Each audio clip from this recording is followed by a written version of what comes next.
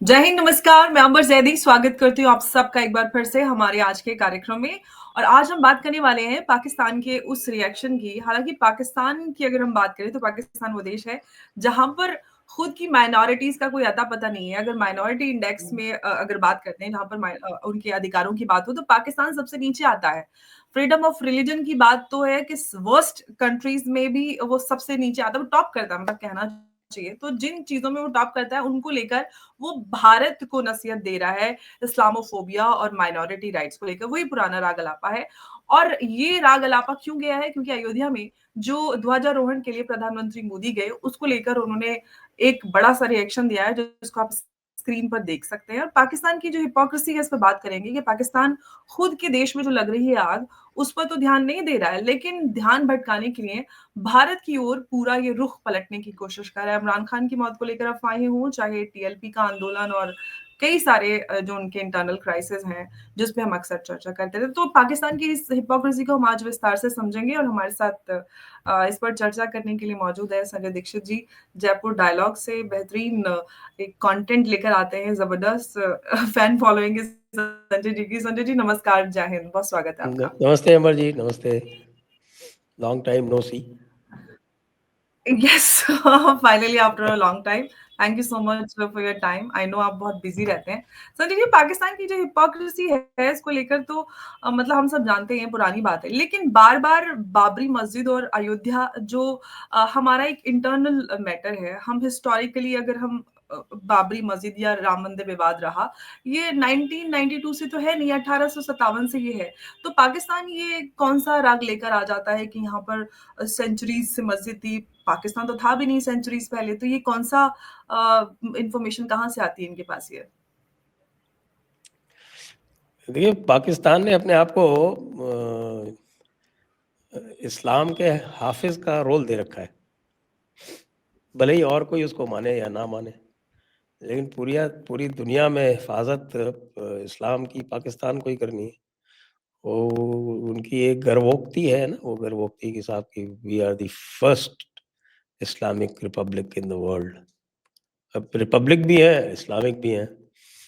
तो ये जो पूरा का पूरा पाकिस्तान का जो नैरेटिव है वो खुद ही में कॉन्ट्रडिक्शंस का शिकार है। आप शुरू से देख ही रहे हैं और उन्हीं कॉन्ट्रडिक्शंस के चक्कर में उसको पता ही नहीं चल पाता है कि भाई उसको खिलाफत हिंदुस्तान बनानी है या फिर उसको जो है वो डेमोक्रेसी बनानी है। वो कॉन्ट्रडिक्शन आप इनका जो ऑपरेशन है, जो इनकी जो पॉलिटी है, उस पे भी देखते हैं। वैसे तो कहने के लिए तो इलेक्शंस हैं, होते उसमें सिलेक्शंस हैं और चलाता कौन है? Chief of army staff. और वो जो चाहे कर लेता है। वो जंग हारता है तो उसका प्रमोशन हो जाता है। अगर दोबारा जंग हारेगा तो डबल प्रमोशन हो जाएगा। और ये आज से नहीं है, शुरू से देख लीजिए आप, चाहे वो अयूब खान हो, चाहे याह्या खान हो और चाहे उसके बाद आपके ज़ियाउल हक हो, परवेज़ मुशर्रफ हो, सबका वही हाल है। तो ये तो इन्हेरेंटली जो कॉन्ट्राडिक्टरी इनका सेटअप है, ना केवल सेटअप है, जो थिंकिंग है वो भी उसी तरह की है।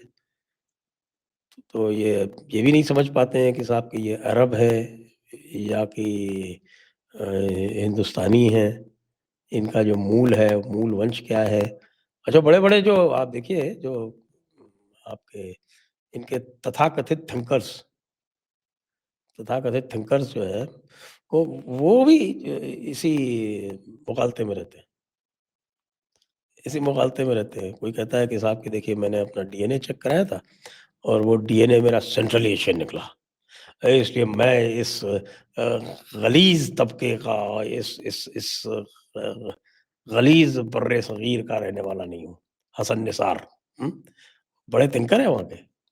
बड़े क्या बोलते हैं, लेफ्टिस्ट टाइप के बताए जाते हैं, प्रोग्रेसिव जी हैं। बिल्कुल। हुँ, वो प्रोग्रेसिव्स का तो ये हाल है वहाँ के। हाँ, और भी देख लीजिए किसी को भारत के बारे में, भारत के इतिहास के बारे में, हिंदुओं के बारे में कुछ पता नहीं है। पता इसलिए भी नहीं है कि वहाँ कोई स्कॉलरशिप ही नहीं है इसकी। तो अपने-अपने जो भी नैरेटिव वो जो बनाते हैं, वो बोलते रहते हैं, कभी कोई किसी मौलाना की बात बोल देगा, कोई शाह वलीउल्लाह के स्वर में बोलना शुरू कर देगा, तो कोई आपके शेख सरहिंदी के स्वर में बोलना शुरू कर देगा। तो इसलिए साहब मैं तो इसको एन्जॉय करता हूँ, इनकी जो बातें होती है ना, they are more for entertainment and enjoyment. जैसे आजकल भी जो चल रहा बिल्कुल है आप ना, जी, ये जो इमरान खान वाला तमाशा चल रहा है ना, उसको भी मैंने कल जी। बल्कि आज सवेरे वीडियो डाला था। उसमें सबको हुँ। कहा था, यही सलाह दी थी कि यार पॉपकॉर्न लो और मज़े लो। जी।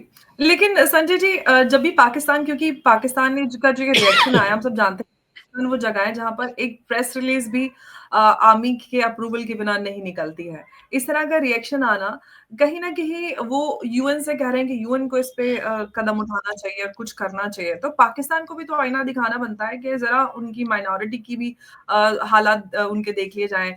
जो हिंदू 1947 में जो उनकी जनसंख्या थी, आज घटकर वो आई थिंक 23% थे, आज आके वो 1.6% हो गए, कहाँ गए हिंदू? या फिर और माइनॉरिटीज़ की बात करें, 2020 से लेके अब तक अगर हम बात करते हैं, 100 से ज़्यादा मंदिरों को उन्होंने ध्वस्त कर दिया। किसी भी प्लेस ऑफ वर्शिप जो माइनॉरिटीज़ के हैं, आए दिन हम देखते रहते हैं, अहमदिया की प्लेस ऑफ वर्शिप हो, गुरुद्वारे हों, हर दिन या फिर गिरिजाघर हो, हर जगह हमला होता रहता है। वो आके फिर लेक्चर देते हैं इस तरह से। और यूएन से बोलते हैं कि भाई यूएन को इस पे कुछ करना चाहिए, ये सबसे बड़ा सवाल है। यूएन में तो बहुत बार ट्राई कर चुके हैं ना, बार बार फेल हुए। जी। यूएन एचसीआर में तो इन्होंने पता नहीं कितनी बार ये रेजोल्यूशंस निकालने की, पास करवाने की कोशिश की, उसमें तो कभी कुछ हुआ नहीं। और इसमें जो हम देख रहे हैं, तो सबसे ज़्यादा एजुकेटिव जो है, जो इनका सलूक अहमदियों के साथ में, और अहमदियों से अलावा आप देखें जो इनका सलूक शिया के साथ में, उसको अगर आप ध्यान दें तो आपको पता चलेगा कि ये जो अपने आप को मुसलमान नहीं कहते हैं, उनके साथ में तो जो करते हैं वो करते ही हैं। विदिन मुस्लिम्स जो इनका जो सुन्नी तबका है, उससे थोड़ा बहुत भी कोई इख्तिलाफ रखता है, उसके साथ में क्या करते हैं, वो that is even more educative. Absolutely और इन्होंने 1974 में तो मतलब कॉन्स्टिट्यूशनली अहमदियों को मुसलमान गैर मुसलमान घोषित कर दिया था। पासपोर्ट पे डिक्लेरेशन देना पड़ता है।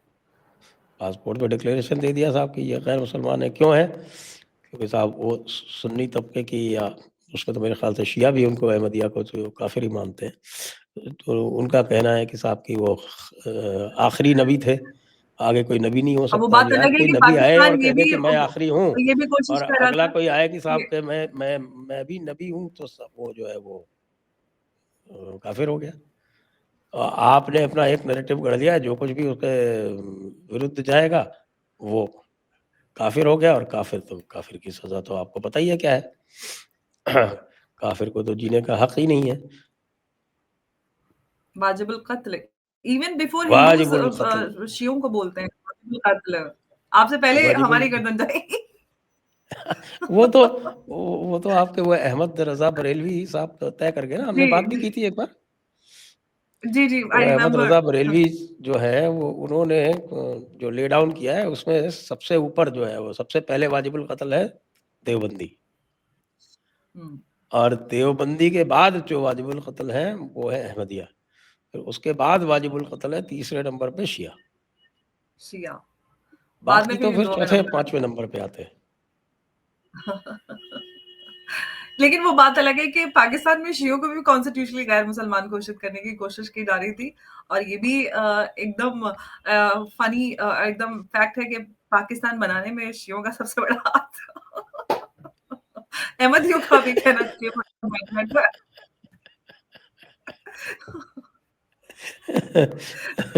वो बड़ी मज़ेदार जगह है वही पाकिस्तान, देखिए वो। और अभी मज़े की बात चल रही है ना आपकी कि साहब कि इमरान खान के साथ में कौन है? वो इमरान खान जो है वो पंजाबी है, लेकिन उसको वो पश्तून मानते हैं। और आप ये देखिए कि पश्तून भी पश्तून मानते हैं, सबसे बड़ी बात ये है। पश्तून भी पश्तून मानते हैं और पंजाबी भी पश्तून मानते हैं, जबकि सबको पता है कि वो नियाज़ी है। और उसके जो पूर्वज हैं वो जालंधर से निकल के गए हैं। लेकिन वो उसके बाद भी वो पश्तून है। तो वहाँ तो ये है कि साहब कि आप जो है वो एक कोई जिसको बोलते हैं ना कल्पना लोक में विचरण करना, तो वो अपना कल्पना लोक एक बना लेते हैं और बस वीडियो उसी के वर्ल्ड। तसव्वुर में रहते हैं कि बस यही है हमारा खैर-ख़्याल। देखिए, अभी मेरे सामने चल रहा है कि साहब अब वो जेल में है या नहीं है, ज़िंदा है या मर गया है। अब इसको लेके पूरे दंगे हो रहे हैं, पूरी कंट्री जो है वो टर्मॉइल में है।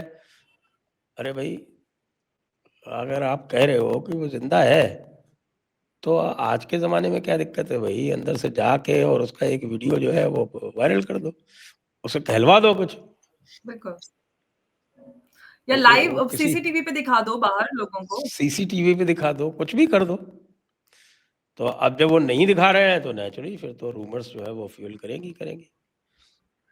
और उनकी बहन ने कहा है कि पाकिस्तान में 3 दिसंबर की तारीख दी है इमरान खान से मिलने की। इमरान खान की सिस्टर जो उनकी कोशिश कर रही थी ना हमसे मिलने के लिए, तो उन्होंने प्रेस कॉन्फ्रेंस करके कहा है कि 3 दिसंबर की तारीख दी गई है इमरान खान से मिलने के लिए। अब आगे ओहो!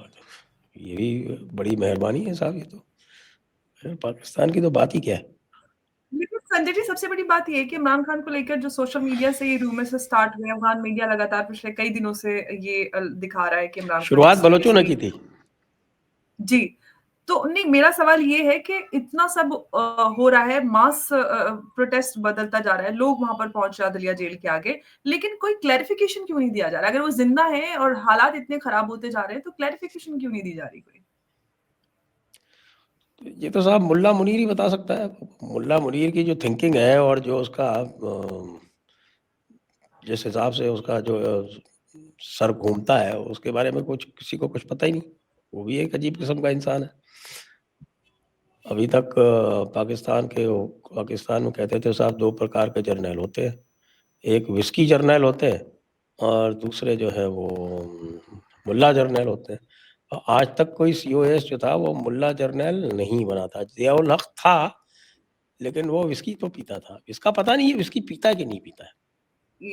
ये तो हाफिजुल कुरान है, सैयद आसिम नहीं, मुनीर। नहीं, हाफ़िज़ुल ये कुरान तो तो बहुत सारे लोग होते हैं, वो क्या-क्या काम करते हैं, हमको सबको पता है।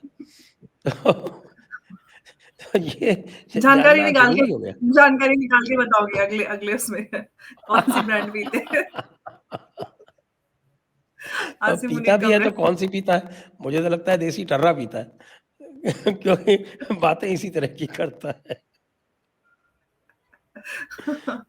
बाकी एक्सपर्ट है वो, एक्सपर्ट है कि साहब कि जाके ट्रम्प की चमचागिरी करने में एक्सपर्ट है। ये उसने पता कर लिया कि साहब कि ट्रम्प को कैसे काबू में करना है, तो ट्रम्प को काबू में करने के लिए ट्रम्प की चमचागिरी करो, मस्के मारो और बस जाके जो है वो बताते रहो कि साहब हमारे पास ऑयल रिजर्व्स हैं, चाहे हो या ना हो। हमारे पास रेयर मिनरल्स हैं, हो या ना हो। भले ही आप रेयर मिनरल्स को एक्सेस ना कर पाएँ, बलोच आपको घुसने नहीं देते उस एरिया में। लेकिन आपके पास रिकॉर्ड पे है, तो आप उनसे जाके सौदा कर लेते हैं। आप अपना ब्रीफ़केस ले जाके उसकी मार्केटिंग भी कर लेते हैं। सेल्समैन अच्छा है। लेकिन बेचने के लिए कुछ है नहीं। ये भी सबसे बड़ी कला है कि मतलब है कुछ नहीं, बेच दिया फिर भी। ये अब सबसे ये तो बड़ा आपको चैलेंज पता है है कि ना कि हमारे यहाँ कॉनमैन हुआ करते थे, किसी ने ताजमहल ही बेच दिया था। एक बड़ा किस्सा आया था ना कि किसी ने ताजमहल बेच दिया। एक वो सुकेश जेल में है अभी भी, जिसने पूरे बॉलीवुड को लो बनाया था। हाँ, तो ऐसे लोग हैं तो अब टैलेंट तो है पाकिस्तान में, ये तो मानना पड़ेगा। इस जी। तरह का टैलेंट ज़बरदस्त है। देखिए, कह रहे साहब $42 बिलियन खाली भीख से कमाते हैं लोग। उनके जीडीपी में $42 बिलियन का कंट्रीब्यूशन भीख का है। और माशाल्लाह। वो तो जो है वो जनरल पब्लिक की भीख का है वो $42 बिलियन। और उसके अलावा जो ये आपके तो इनके इसीलिए जर्नैल ही और तो उनके इनके जो पास जो उपाधि है आईएमएफ के बैगर इन चीफ की, ऐसे थोड़ी ना मिल गई है क्योंकि नेचुरल टैलेंट है वो। एग्जैक्टली। देखिए, भीख मांगने में, झूठ बोलने में, हम्म, धोखाधड़ी करने में, इसमें उनका कोई मुकाबला नहीं है। अगर खास तौर से अगर धोखाधड़ी का रिकॉर्ड देखा जाए तो जिस तरह से ये बार बार अमेरिका को उल्लू बनाते हैं, धोखा देते हैं, वो भी एक रिकॉर्ड है कि साहब कि एक ही व्यक्ति को कितनी बार धोखा दे सकते हो आप। जबकि अमेरिकन्स में ही अमेरिकन स्लैंग कहता है कि साहब कि if you fool me once then shame on you, but if you fool me again then shame on me. अब जरा काउंट कीजिए कि अमेरिका को कितनी बार इन्होंने बेवकूफ बनाया। तो अमेरिका को तो डूब ही मरना चाहिए वैसे, अगर इस हिसाब से देखा जाए। लेकिन इस बार तो संजय जी लग रहा है कि डोनाल्ड ट्रंप जो है वो पाकिस्तान से बदला लेने आए हैं। अब तक का पूरा ऐतिहासिक हिसाब जो पाकिस्तान डबल गेम खेलता था, लग रहा है कि इस बार उसी के गेम्स, उसी का कार्ड उसी के ऊपर प्ले किया जा रहा है जिस तरह से चीजें अब होती कुछ तो गई। लगता है, बता रहे हैं $6 बिलियन तो कमा लिया उसने वो क्रिप्टो डील से। और ये तो मुझे इस बार बदला पाकिस्तान पूरा का पूरा हाइपोथेकेट हो चुका है वो क्रिप्टो डील में। और अब उसको कोई लेना देना नहीं है। अब तुम मरो या जियो, उससे उसको कोई फर्क नहीं पड़ रहा। उसने तो क्रिप्टो डील में पैसे कमा लिए, और वो जो है वो क्रिप्टो डील का जो पूरा सिस्टम है वो आप देख ही रहे हैं कि क्रिप्टो करेंसी डूब रही है बुरी तरह से मार्केट में। तो अगर वो डूब रही है तो रिस्क पाकिस्तान का है। वो तो अपना कमा के निकल गया। 1.1 ट्रिलियन डॉलर क्रिप्टो मार्केट से वाइप आउट हो चुका है। और ऑफ कोर्स जो क्रिप्टो मार्केट में जो इन्वेस्टर्स का ट्रस्ट था वो भी एकदम हिल चुका है। बड़े प्लेयर्स कमा रहे हैं, छोटे बेचारे उनकी जेबें खाली हो रही हैं। लेकिन संजय जी, जो ओवरऑल हम अगर पाकिस्तान की सिचुएशन को अभी देखते हैं, इमरान खान की खबर उठी, टीएलपी का इतने लंबे समय से आंदोलन चल रहा है, और इकोनॉमिक फॉल डाउन तो उनका है ही परमानेंट, और पॉलिटिकल इंस्टेबिलिटी परमानेंट उनके इश्यूज हैं। इस सब में जो ये बाबरी मस्जिद और ये मुद्दा उठाना कि हमेशा से मस्जिद थी रहेगी, और वहां पे इस्लामोफोबिया और ये सारी चीजें कहीं ना कहीं, और इमरान खान की पूरी सिचुएशन पर क्लैरिफिकेशन ना देना, इसके पीछे कोई बड़ी प्लानिंग आसिम मुनीर की लगती है? और खुद को इम्यून कर लेना, अल्टीमेट पावर्स दे देना, इसके पीछे क्या बड़ा आपको लगता है? कुछ तो हो रहा है ऐसा लगता है। आपको ये बड़ी प्लानिंग लगती है, मुझको तो रिपीट प्लानिंग लगती है। हर बार यही कैसे? करते हैं ये कि जब इंटरनल प्रॉब्लम्स हो तो आप भारत की बोगी खड़ी कर दो। जब बहुत ज़्यादा मिलिट्री रिजीम जो हाँ, है ये तो उसको घिसा वो पिटा है। समस्या आ जाए तो भारत पे हमला कर दो, या भारत से हमला करवा लो। दोनों स्थितियों में ही मिलिट्री की बल्ले बल्ले। उसके बाद हल्ला कर दो कि हे कौम पे खतरा है, सब लोग एक हो जाओ।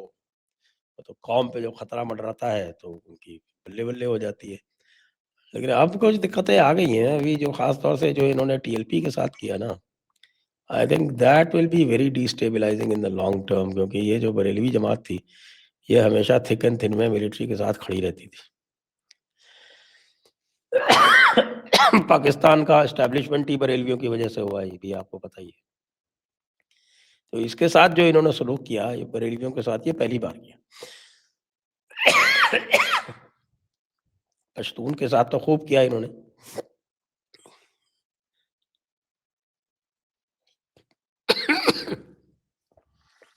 आपको ध्यान हो 1940, सॉरी, ये तो इनकी पुराने तौर तरीके हैं हमेशा से। तो जितना मैं देखता हूँ ना तो वही लगता है पेशावगी, ये कहीं पहले देखा हुआ है। हाँ, वो भारत के ऊपर आरोप प्रत्यारोप तो ये पुराना है, लेकिन टीएलपी और इमरान खान की खबर को लेकर कुछ क्लैरिफिकेशन, इसके पीछे कुछ लगता है कि कुछ है। देखिए, टीएलपी के इश्यूज अपने, उनकी दुनिया अलग ही है। अब उनका इशू क्या था? उनका इशू ये है कि तुम इसराइल के साथ जाके मिल रहे हो, वो उनको नागवार है। वो उनके जो बेसिक टेनेट्स हैं वो उसमें फिट नहीं बैठता। तो उनका तो वो इशू है।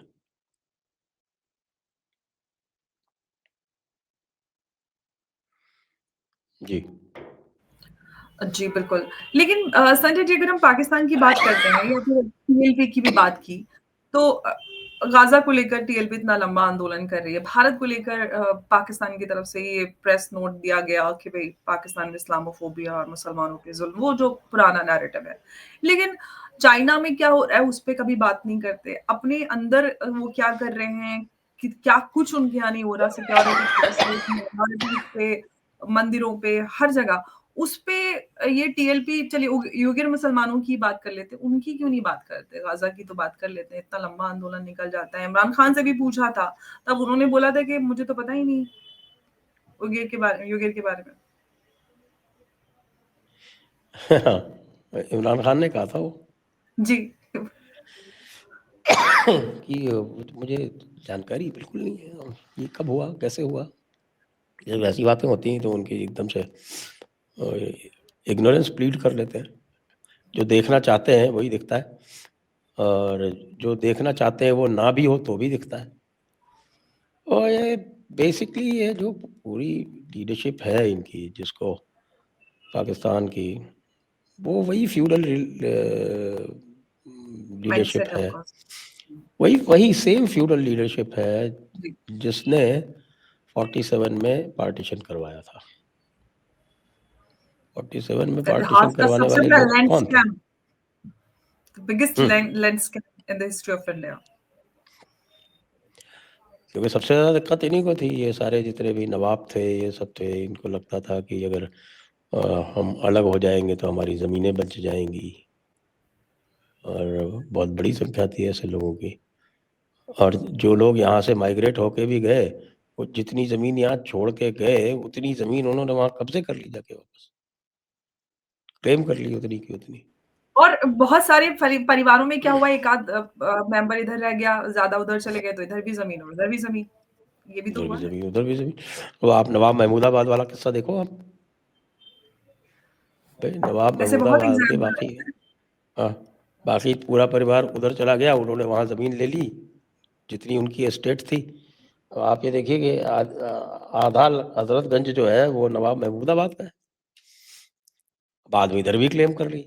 अच्छा, थोड़ी बहुत जो रह गई वो वक्फ बोर्ड को दिलवा दी। पंजाब में जो ज़मीनें थीं, एनिमी प्रॉपर्टीज़ थीं, वो 1983 में राजीव गांधी ने उठा के वक्फ को दे दी, जबकि मिलनी उनको चाहिए थी जो उधर से डिस्प्लेस होके आए थे। तो यहाँ तो खैर एक अलग ही उधर जो है वो दूसरे तरह की एक छल कपट है, और हमारी तरफ जो है वो एक अलग तरह की मासूमियत है।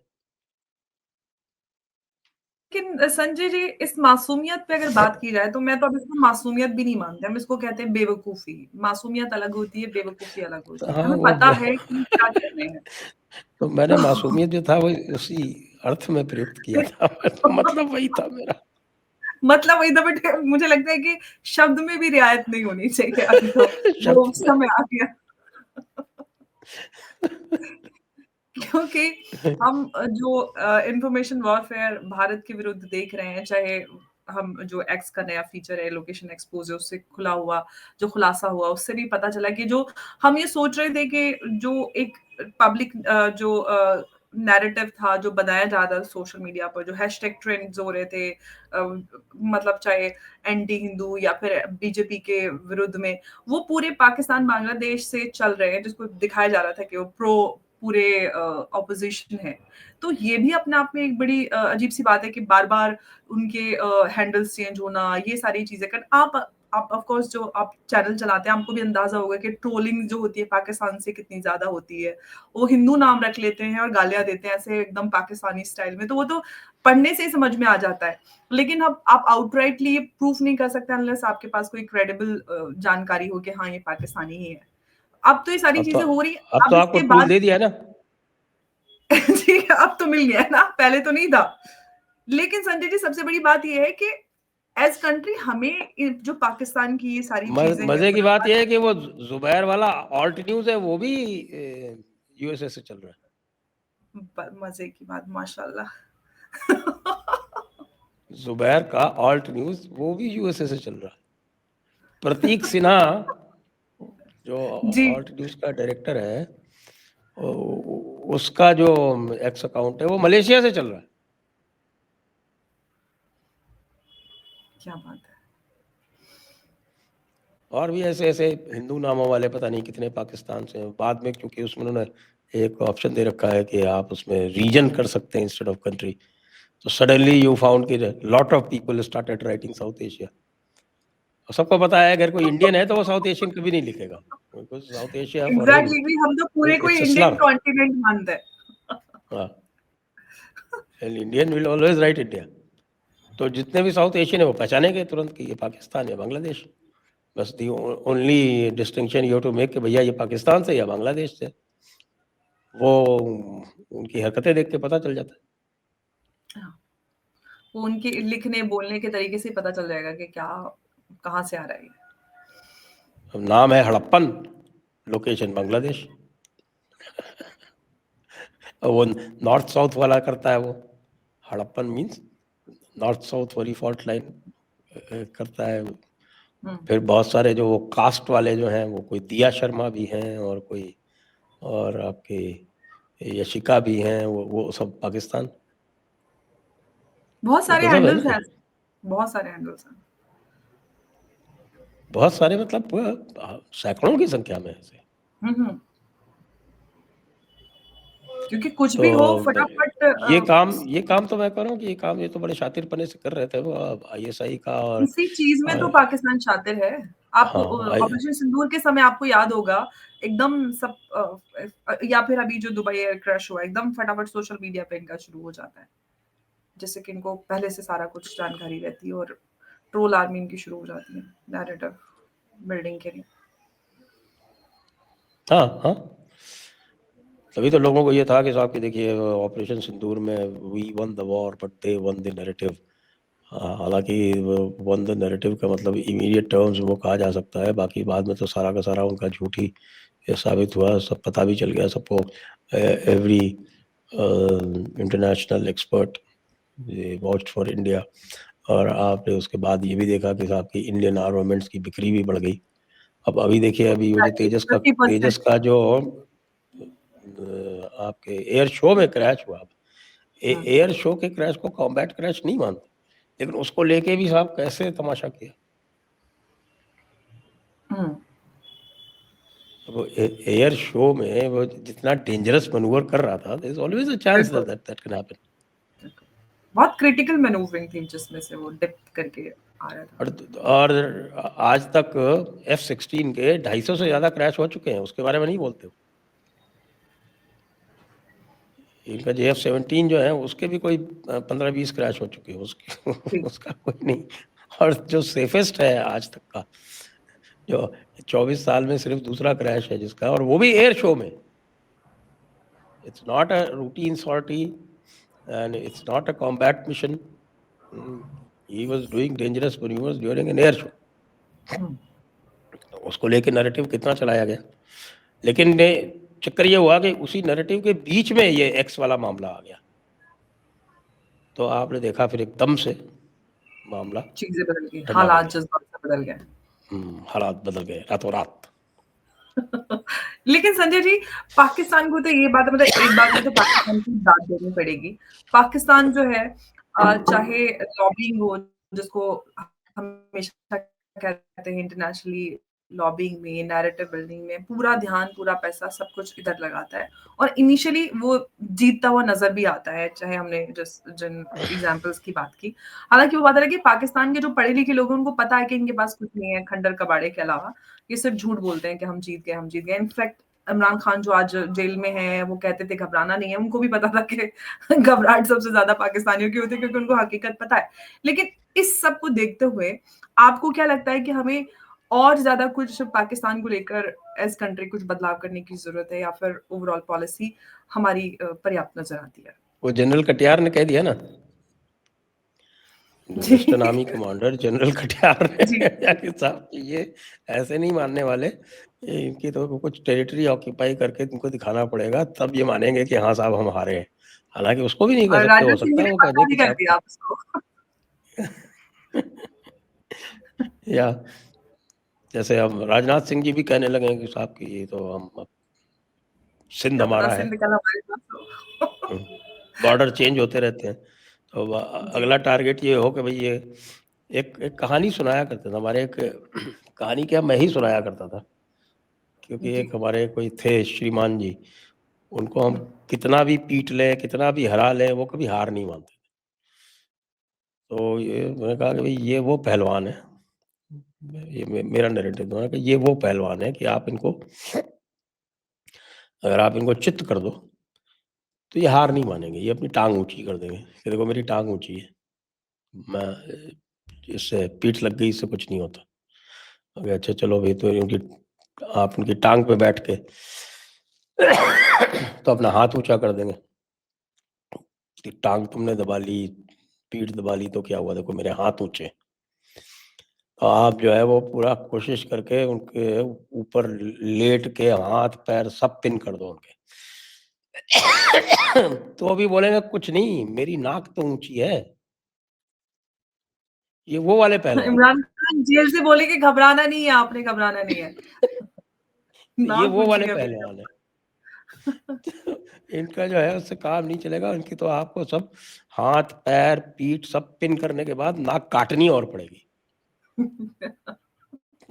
यही इलाज नजर आता है, वरना पाकिस्तान तो इसी तरह से परेशान करता रहेगा। मतलब खत्म हो जाएंगे जो उनकी, वही ऑफ कोर्स जो उनका ख्वाब है, ब्लीड इंडिया 1000 कट्स, तो वो ये उसी पे चलते रहते हैं, चाहे टुकड़े टुकड़े भी हो जाएं, लेकिन वही जो नफरत है भारत के लिए, वो किसी हाल कम होती उनकी नजर नहीं आती, बल्कि बढ़ती ही रहती है। तो जैसे कि जनरल कटियार ने कहा कि एक परमानेंट इलाज तो पाकिस्तान का बनता है, और उम्मीद करते हैं कि इस बार शायद हम पाकिस्तान का कुछ इलाज और आगे बढ़कर, अभी तो सिर्फ एक डोज दी थी, एक प्रॉपर डायसेक्शन हो, सर्जरी हो, एक क्रिटिकल के बाद पाकिस्तान से शांति मिल जाएगी। ऑफ कोर्स मुझे लगता है जो पाकिस्तान वासी हैं उनको भी सबसे ज्यादा शांति मिलेगी, क्योंकि सबसे ज्यादा अशांत और परेशान वही है।